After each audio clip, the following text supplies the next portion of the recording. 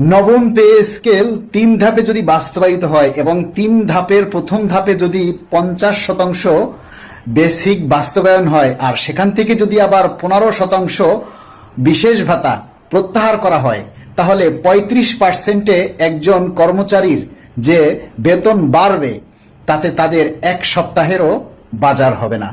মধ্য থেকে দ্রব্যমূল্যের দাম বাড়বে আরেক দফা। মূলত তাকে এই এক বছরই এই যন্ত্রণাটা এবং এই অভাব অভিযোগটা বহন করে চলতে হবে।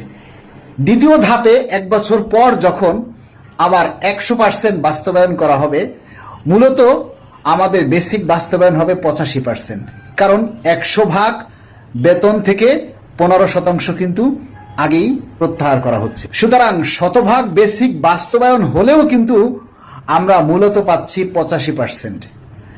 তারপরও আমাদের কর্মচারী মনুরা সবাই চুপচাপ। ১০০ ভাগ বেসিক বাস্তবায়নের দাবিতে যে একটা শক্তিশালী জনমত তৈরি করবে, যাতে সরকার বুঝতে পারে যে এদেশের বেশিরভাগ কর্মচারীরাই ১০০ ভাগ মূল বেতন বাড়ার পক্ষে, সেই জনমতটাই এখনো তৈরি হচ্ছে না। এ থেকে সরকার অনুমান করছে যে এদেশের বেশিরভাগ কর্মচারীদেরই আসলে পে স্কেলের দরকার নেই।